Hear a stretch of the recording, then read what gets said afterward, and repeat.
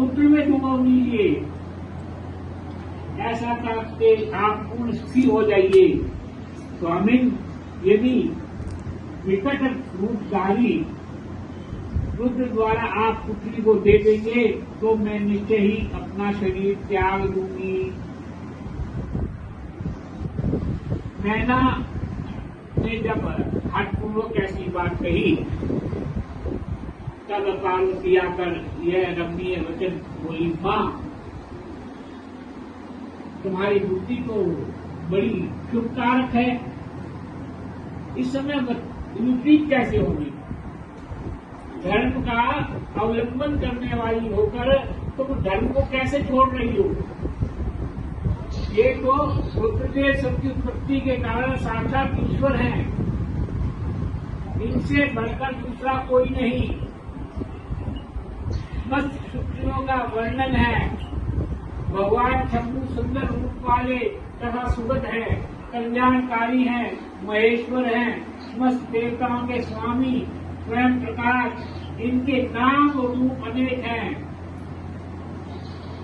माता जी श्री विष्णु, ब्रह्मा आदि भी इनकी सेवा करते हैं। ये सबके अधिष्ठा है, कर्ता, हर्ता, स्वामी। विकारों की इन तक पहुंच नहीं है। ये तीनों देवताओं के स्वामी हैं, अविनाशी, सनातन। इनके लिए ही सब देवता किंकर होकर तुम्हारे द्वार पर आए हैं, उत्सव मना रहे हैं। इससे बढ़कर सुखी क्या बात है?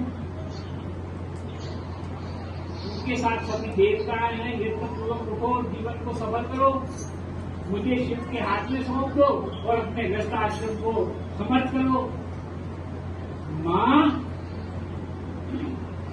मुझे परमेश्वर शंकर की सेवा में दो। मैं स्वयं तुमसे यह बात कहती हूँ। तुम मेरी इतनी सी विनती मान लो। यदि तुम इनके हाथ में मुझे नहीं दोगी तो मैं दूसरी वर का वर्ण नहीं करूंगी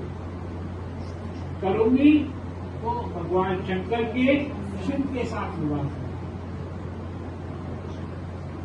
उसे दूसरों को ठगने वाला सियार कैसे पा सकता है? मां, मैंने मन, वाणी, क्रिया द्वारा स्वयं हर का वर्ण किया, हर का ही वर्ण किया है। तुम्हारी जैसी इच्छा हो वैसा करो। मैना बोली, मैं कुछ नहीं हूं। ब्रह्मा जी कहने लगे, नारद, पार्वती की बात सुनकर शैल प्रिय मैना बहुत उत्तेजित हो गई। पार्वती को डांटने लगी, दुर्वचन कहने लगी और रोने लगी, विलाप करने लगी। तदनंतर स्वयं मैंने तथा संतालिक सिद्धों से मैना को बहुत समझाया, परंतु वे किसी बात को न मानकर सबको डांटने लगी। इसी बीच उनके संकट एवं महान हट की बात सुनकर शिव प्रिय भगवान विष्णु तुरंत पहुंचे और इस प्रकार बोले, श्री भगवान विष्णु ने कहा, देवी, तुम पितरों की मानसी पुत्री हो एवं मेरे बहुत ही प्यारी हो, साथ ही गिरजा हिमालय की गुण वाली पत्नी हो। इस प्रकार तुम्हारा संबंध साक्षात ब्रह्मा के उत्तम कुल में है। संसार में तुम्हारे सहायक भी ऐसे ही हैं। तुम धन्य हो। मैं तुमसे क्या कहूं? तुम तो धर्म की आधारभूता हो। धर्म को क्या कैसे कर सकती हो? तुम अच्छी तरह सोचो। संपूर्ण देवता, ऋषिगण, ब्रह्मा जी, मैं, सभी लोग मुक्ति प्राप्त हो जाएंगे। तुम शिव को नहीं जानते। वे निर्गुण भी है, सगुण भी है, रूप भी है, स्वरूप भी है, सबके सेव्य हैं तथा सत्पुरुषों के आश्रय हैं। उन्होंने मूल प्रकृति रूप देवी ईश्वरी का निर्माण किया। उनके बगल में पुरुषोत्तम का निर्माण करके बिठाया। उन्होंने दोनों सगुण रूप में मेरी जगह ब्रह्मा की उत्पत्ति हुई। फिर लोगों का हित करने के लिए स्वयं रुद्र रूप से प्रकट हुए। तदंतर वेद, देवता, स्थावर, जंगलू जो कुछ दिखाई देता है वह सारा जगत भगवान शंकर की ही उत्पत्ति है। उनका रूप ठीक वर्णन नहीं किया जा सकता, अथवा कौन उनके रूप को जानता है। मैंने और ब्रह्मा जी ने इनका अंत नहीं पाया, उनका पार नहीं पाया, दूसरा कौन पा सकता है। ब्रह्मा से लेकर कीट प्रकृति जो कुछ दिखाई देता है वह सब शिव का रूप है, ऐसा जानो। जो कीड़े मकोड़े भी दिखाई देते हैं वो भी भगवान शंकर का रूप है। हिमाचल की शक्ति, तुम छोड़ो, शिव का भजन करो, इसमें तुम्हें महान आनंद प्राप्त होगा, तुम्हारा सारा क्लेश मिट जाएगा। ब्रह्मा जी कहते हुए नारद विष्णु के द्वार पर इस प्रकार समझाए जाने पर मेनका का मन कुछ कोमल हुआ, परंतु शिव को कन्या न देने का हक अभी भी नहीं हुआ। शिव की माया से मोहित होने के कारण ही उन्होंने ऐसा बुरा व्यय किया। उस समय मैना ने शिव के महत्व को स्वीकार कर लिया। कुछ ज्ञान हो जाने पर उन्होंने श्रीहरि से कहा, यदि भगवान शिव सुंदर शरीर धारण कर लें तब मैं उन्हें अपनी पुत्री दे सकती हूँ, अन्यथा कोटि उपाय करने पर भी नहीं दूंगी। यह बात में सच्चाई दृढ़ता के साथ कह रही हूँ। ऐसा कहकर दृढ़ता पूर्वक उत्तम व्रत का पालन करने वाली मैना शिव की इच्छा से प्रेरित हो चुप हो गई। धन्य है शिव की माया को जो सबको मोह में डाल देती है। इति श्री देवाखंडे। भगवान अब आगे की कथा में है भगवान शिव का अपने सुंदर दिव्य रूप का प्रकट करना, मेनका की प्रसन्नता और क्षमा प्रार्थना तथा पुरावासनी स्त्रियों का शिव के रूप का दर्शन करके जन्म और जीवन को सफल बनाना।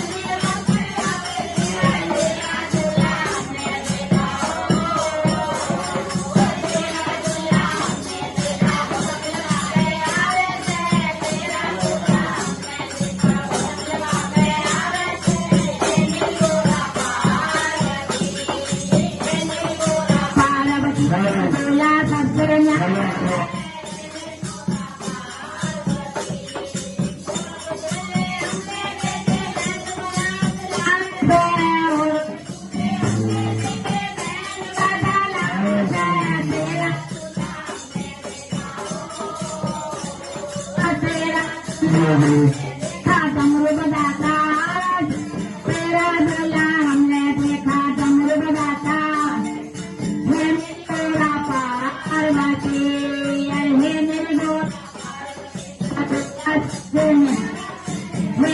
गोरा पार्वती, और हमने देखे संग बराती लावे थे।